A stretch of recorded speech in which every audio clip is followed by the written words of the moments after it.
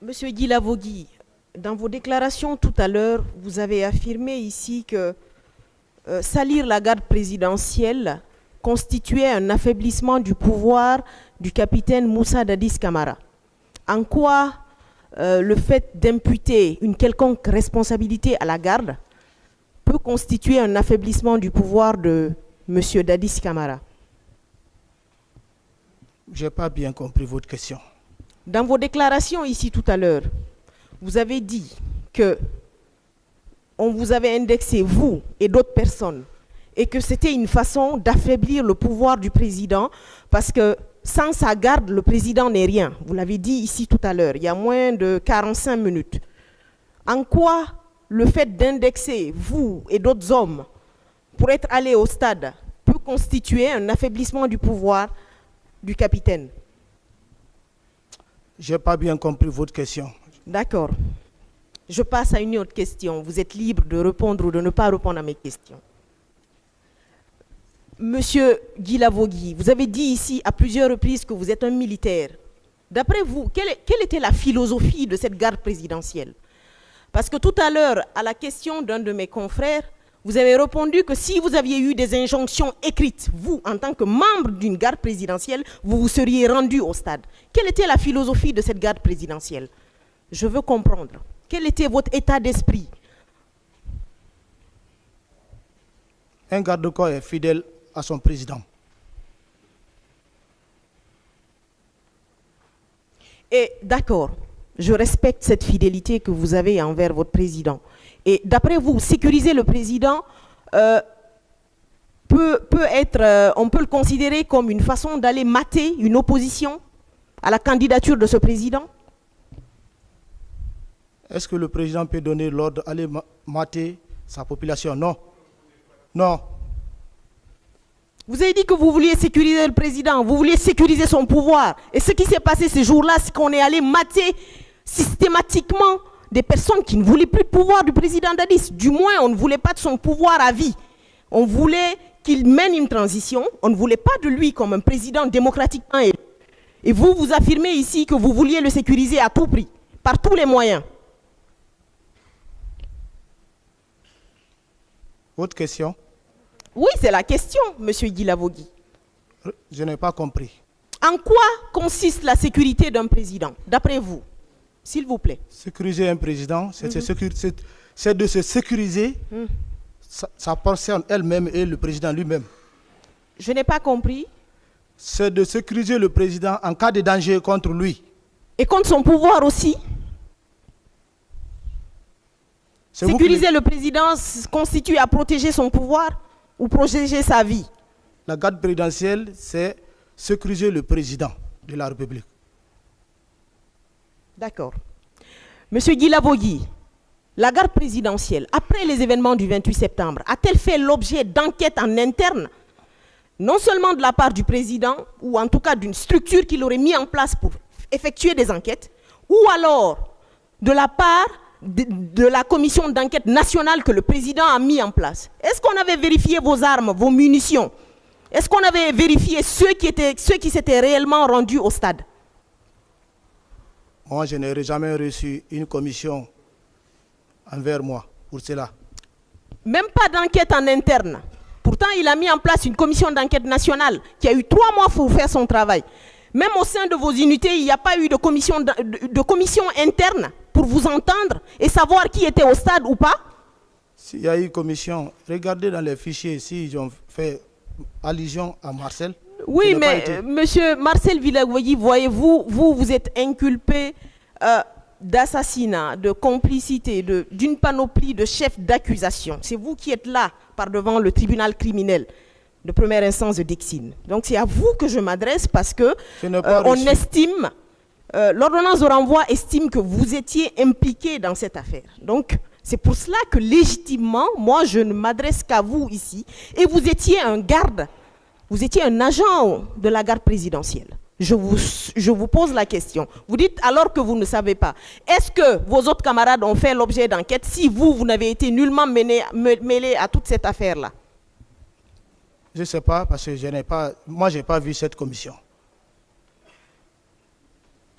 Ok, merci beaucoup, Monsieur Guilavogui. Monsieur Guilavogui, vous avez dit ici que plein de gens disent des choses sur vous, affirment vous avoir vu au stade. On parle de Moussa Tcheboro Camara, on parle de M. Jean-Marie Doré, on parle de M. Lucien Fall. Toute une panoplie de gens dit vous avoir vu au stade. Moi, la question qui me vient tout de suite à l'esprit, c'est est-ce que votre visage était connu du grand public guinéen? Est-ce que vous apparaissiez à l'époque lors de vos parades, parce que le président Dadis faisait beaucoup de parades, où il venait avec sa garde présidentielle. Est-ce que vous apparaissiez à visage découvert lors de ces parades-là? Je n'étais pas aide du camp, je ne m'affichais pas sur la télé ou quoi. D'accord, ça veut dire que votre visage n'était pas, d'après vous, votre visage n'était pas connu du grand public. Donc on ne saurait trouver d'image où vous, Monsieur Marcel Guilavogui, on vous reconnaît formellement comme étant de la garde présidentielle. D'accord. Je ne sais pas. Moi, en tout cas, je n'étais pas aide du camp qui pouvait s'arrêter derrière le président. Vous avez dit ici également, Monsieur Guilavogui, que ceux qui vous citent comme faisant partie de ceux qui ont participé aux exactions, vous citent parce qu'ils étaient contre le pouvoir du président Moussa Dadis Camara. Mais dans ce cas, si on fait une analyse tout de suite très rapide, qu'en est-il alors de M. Moussa Tcheboro Camara qui n'a jamais été contre le pouvoir du président Moussa Dadis Camara? C'est vous qui le dites, mais Tcheboro n'a pas donné une affirmation correcte pour ma présence au stade 28 septembre. Bon, ce n'est pas moi qui le dis, Monsieur Guilavogui. Je le tire simplement des déclarations que vous avez eu à faire ici en ce 17 octobre 2022. Je vous remercie, Monsieur le Président. Capitaine Marcel Guilavogui, vous confirmez que vous êtes un militaire bien formé? Je n'ai pas de réponse pour cette question. Vous confirmez que vous étiez dans la garde rapprochée du président Dadis Camara? Oui. Donc votre rôle, c'était d'assurer sa sécurité. C'est bien ça. Avec quel matériel vous assurez sa sécurité?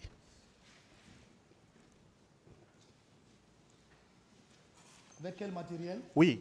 C'est la formation. Oui. Avec les mains, avec une arme? On peut garder le président sans arme. Non, oui, mais je veux savoir, dans le cadre précis du capitaine Dadis Camara, est-ce que vous avez une arme de dotation pour assurer sa sécurité? Mais on a été doté, j'ai été doté d'une arme. Vous avez dit à une question de Maître Desba que si c'est vous qui commandiez les bérets rouges au stade et que si vous donniez des ordres, ils auraient respecté. C'est bien ça? Mais l'armée, c'est ça? Non. Si tu commandes une troupe, mais quand tu donnes l'ordre, ils vont l'exécuter. Est-ce que vous commandez certaines personnes depuis l'avènement du capitaine Dadis au pouvoir? Non, je n'étais pas dans le commandement.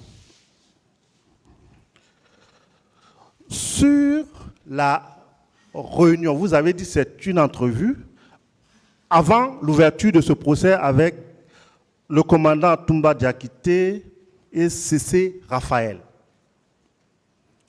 N'avez-vous pas dit que même s'il y avait un chat, vous ne direz pas la vérité? Ça, c'est leur commentaire. Moi, je n'ai pas dit.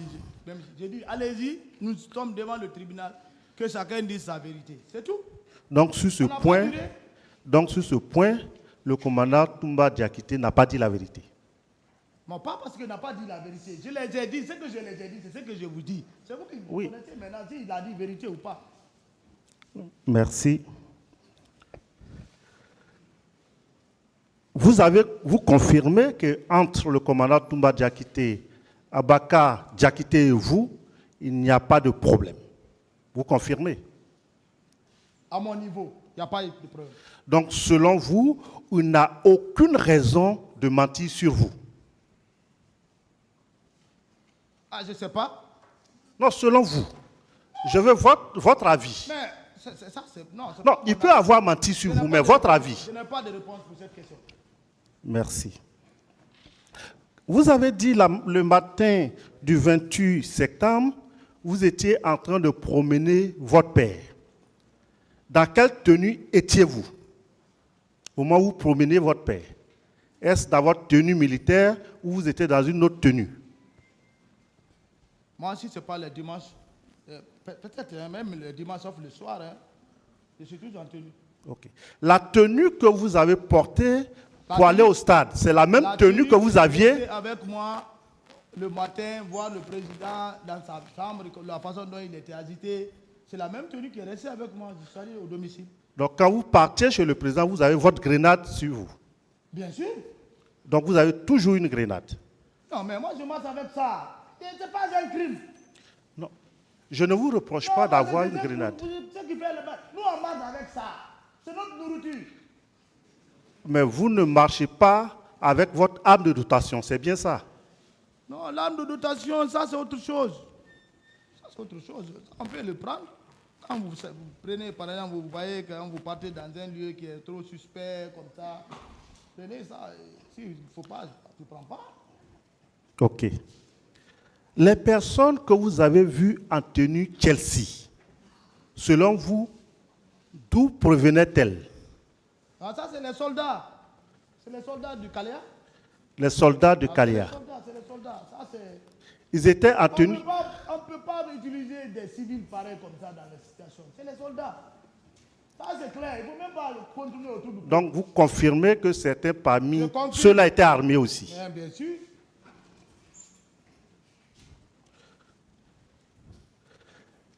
Vous refutez que ce que le commandant Toumba a dit concernant la clinique, que vous avez menacé d'utiliser la grenade. Est-ce que vous refutez ces propos du commandant Toumba? Il n'a pas compris. Mais maintenant, il est là. Peut-être avec mon passage, il a compris. Mais il était proche de vous. Est-ce qu'il y avait une grande distance entre vous? Pas proche. Il était dans sa jupe. Il n'est pas descendu. C'est lorsqu'il m'a vu agir contre Bro, il est descendu. Oui, il m'a dit s'il y a deux. Oui. Mais quand il est descendu, il était loin de vous ou proche de vous? Il s'est approché de vous. Oui. Et vous? Il est en position de menace d'une clinique. Si un corps étranger ou bien même son ami qui s'approche, il va dire non, il ne s'approche pas. Là, c'est clair. Mais votre menace, est-ce que c'était de menacer la clinique ou bien est-ce que c'était pas pour menacer pour ne pas que les leaders soient soignés dans cette clinique? Non, ce n'était pas mon intention. Donc le commandant Toumba a mal apprécié. Non, il a mal apprécié. Il est là, comme il est assis, il écoute, Dieu merci. Il a compris et je sais que l'esprit va le ramener à la raison. Vous aviez dit que si les leaders avaient été déposés à cette clinique-là, ils seraient attaqués. Vous confirmez-vous cela? Ça, c'est clair. Par qui? Par des infiltrés. Mais comment vous le savez? Oui, parce que ce que j'ai vu, moi-même, ça m'a étonné. Vous avez dit que vous n'avez participé à aucune réunion. Ça m'a étonné. Donc vous ne connaissez pas les intentions des uns et des autres. Comment vous pouvez affirmer sur le coup que si les leaders étaient déposés à cette clinique, ils seraient attaqués? Le mouvement que j'ai vu, quand vous mettez quelqu'un dans un lieu, il faut le garder. Toumba est là, il n'a pas d'homme. Je suis là, je suis seul. Donc vous supposez qu'il serait attaqué? S'il vous plaît. Oui, allez-y. Votre mentalité d'expérience militaire n'est pas que celle de moi. Je n'ai aucune expérience. Tout de suite ici, tu vas fuir. Et moi, je ne vais pas fuir. Oui. Je sais ce que je dois faire, ce que je dois faire. Donc le militaire, c'est ça. Le militaire est formé à tout temps et à tout moment pour examiner toutes choses et donner une solution au même temps. Donc, selon votre compréhension, la clinique allait être attaquée. C'est pourquoi j'ai agi comme ça. Ce n'est pas votre analyse.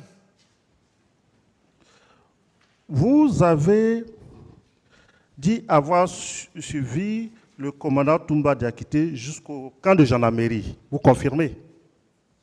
Très bien. Vous n'avez pas pu le rattraper? Non, mais on est rentré à la gendarmerie. Il a garé, j'ai garé. Vous lui avez adressé la parole là-bas? Bien. Il a garé, j'ai garé. Il est venu, il a déposé le leader, il est rentré dedans. Nous, on n'a pas besoin de parole. Nous, on est militaires. C'est tout Marcel que Marcel est derrière lui. Mais Toumba dit que... Comprenez-moi, il n'y a pas d'incident entre moi et Toumba dit que je les sache pour le tuer ou bien pour le menacer. Non, Toumba sait que c'est son Simononé qui est derrière lui. Vous avez bien écouté Toumba ici. Est-ce que vous n'avez pas eu le sentiment que Toumba disait que vous étiez en train de le poursuivre parce qu'il était en train de sauver les leaders? Non. Vous n'avez pas eu ce sentiment-là. Non. Je n'ai fait aucune menace à la Mais gendarmerie. quand le commandant Toumba vous dit que vous tiriez sur les gens, c'est vous qui dirigez les bérets rouges qui étaient au stade, est-ce que vous pensez qu'au moment où il était en train de sauver les leaders, vous considérez comme un ami? Non. C'est vous qui analysez comme ça. Donc pour vous, lorsque le commandant Diakité Aboubacar vous a vu, il vous a pris comme ami. Mais il est là.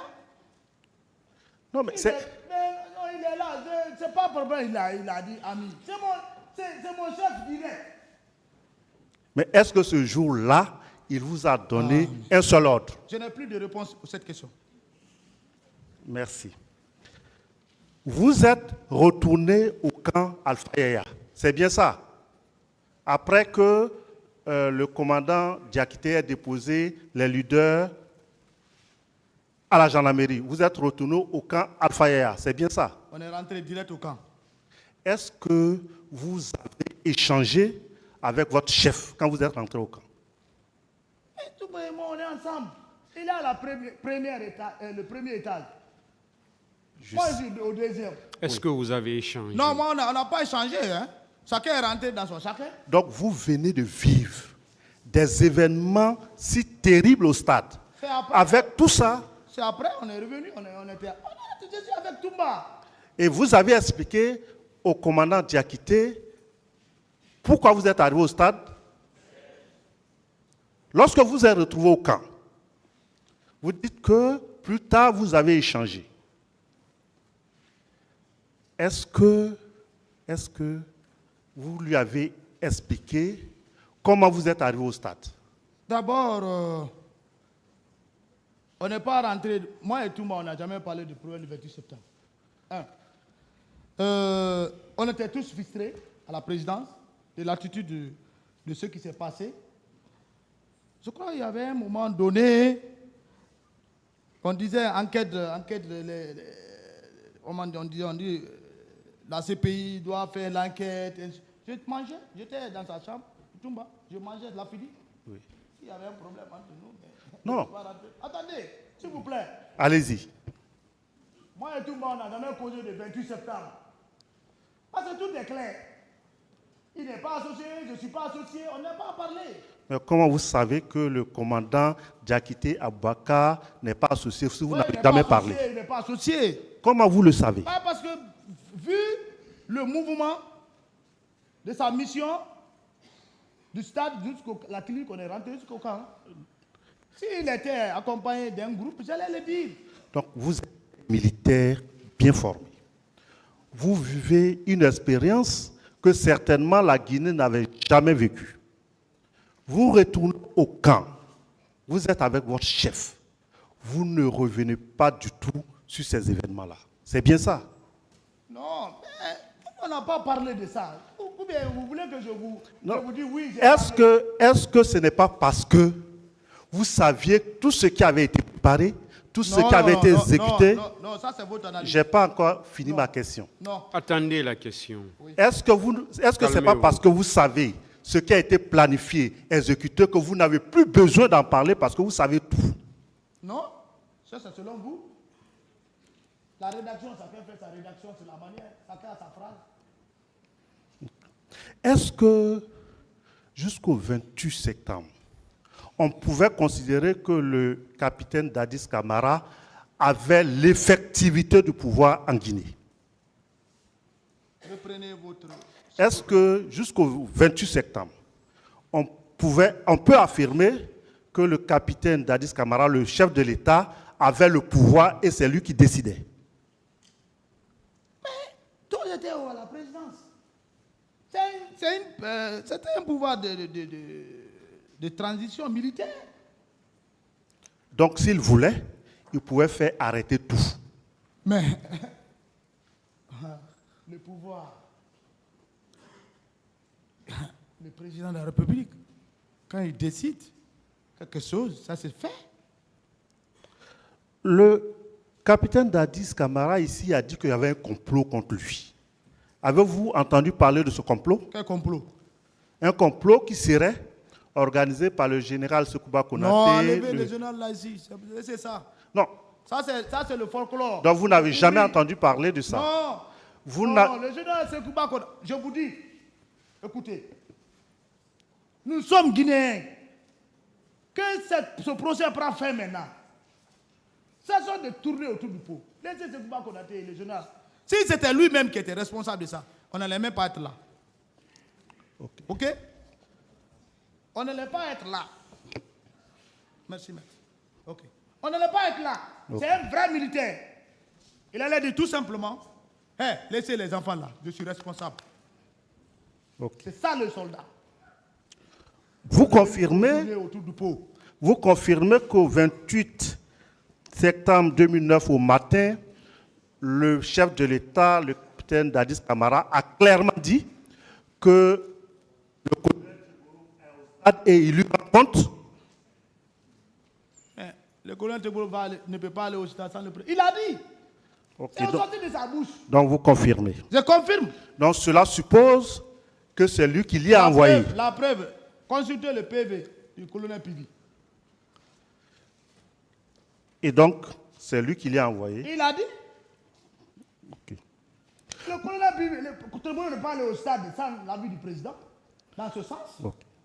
Vous confirmez que la journée du 27 septembre 2009, le chef de l'État, le capitaine Dadis Camara, était à Conakry. C'est là que je vous dis qu'il faut être militaire. Le militaire, ce n'est pas la tenue, c'est le courage. Donc vous confirmez? Mais il était là. Moi-même, j'ai assisté à la réception de mes parents Thomas à la présidence, devant le général Sekouba Konaté, devant le commandant Toumba. Et ils m'ont forcé de sortir parce que c'est mes parents. Donc il n'est pas rentré... Mais si le général Sekouba Konaté est à Conakry, donc il était avec Alabi avec son président. Donc, Toumba est là, Aide du camp qui était avec lui Alabi. Donc où est le président? Donc il n'est pas rentré tard dans la nuit du 27 au 28. Il était à Conakry 5h moins du 27. Okay. Donc toute la journée du 27, il a bien passé à Conakry. Toute la nuit, toute la journée. Ce qui voudrait dire, selon vous, que s'il avait voulu prendre des dispositions pour rencontrer ou échanger avec le leader, il aurait pu le faire dans la journée. Mais c'est ça là, le dialogue. Il faut dialoguer. Même entre toi et ta femme, il peut discuter. Mais quand vous dialoguez, vous pouvez trouver la solution. Il faut mettre le dialogue en place. C'est ça. Le pouvoir, c'est pas tu décides ce que tu veux. C'est le peuple, avant tout, que tu gères. On va arriver au colonel Tiboro Camara. Vous avez affirmé vouloir l'arrêter. Pensez-vous qu'avec une grenade, vous pouviez l'arrêter? Ah, mais bien sûr. C'est qu'on ne peut pas, je peux l'arrêter. Même tout à l'heure, je peux l'arrêter. Avez-vous des menottes? Ah, menottes, je les démenote. Vous aviez des menottes? Nous sommes formés pour ça. Je peux t'enlever tes côtes, je te mets, je t'attends sans corde. C'est un colonel. C'est un colonel, mais ce qu'il est en train de faire n'est pas colonel. Pensez-vous qu'il n'est pas bien formé? Mais tant pis pour sa formation, j'ai confiance en ma formation. Ok. Avec ces éléments, vous pensez qu'avec une grenade, vous pouvez l'arrêter? Ça, c'est des enfants.